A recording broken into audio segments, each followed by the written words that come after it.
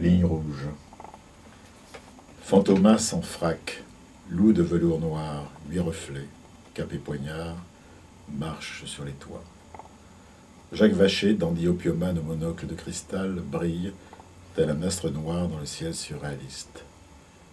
Benjamin Perret insulte un prêtre. Arthur Cravant, à Berlin, se promène avec 4 prostituées sur les épaules. Pierre Naville annonce le nouveau Léviathan. Vladimir Posner, le jeune futuriste, adopte la devise des frères Sérapion. Chacun a son tambour. Robert Bloch, impavide, passe entre les bouteilles des caves de la veuve Clicquot. Léo Mallet baptise l'ange au sourire de Reims, la vampe aux ailes trouées.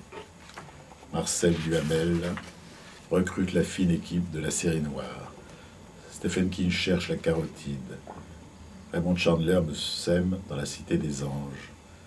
James Elliott Chase est mort. Aid McBain m'écrase des phalanges au plaza. Harry Whittington boit du champagne ruinard dans le hall du Frontel. William S. Burroughs, en costume 3 pièces marron, allume ses players. Robert Sionmac réussit son corsaire rouge et rate son Custer. Samuel Fuller nous laisse 3 bouts de cigares et 4 films. Robert Mitchum traîne sa carcasse d'un château l'autre à Cognac. Beethoven termine son voyage dans la spirale des mensonges. Pierre Prévert se souvient d'Élie Lothar.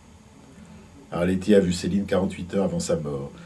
Frédéric Dard fête la sortie de son 120e San Antonio. Pierre Signac a une tête qui me revient. Thomas Marcejac fournit la pâte humaine aux combinaisons abstraites de Pierre Boileau. Georges Giarno ne se relie jamais.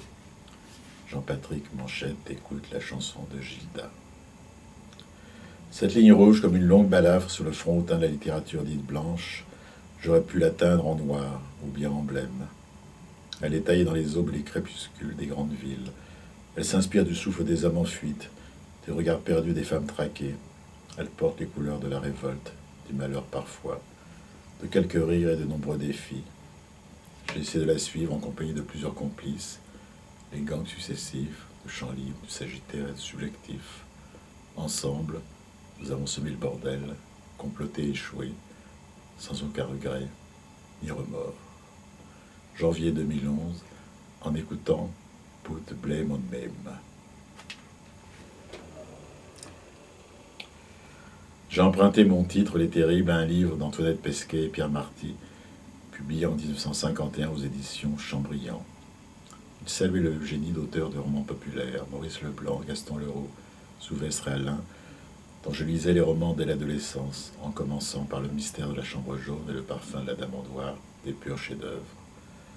Chambriand était aussi l'éditeur de certains Céline, comme Casse-Pique et Foudres et Flèches.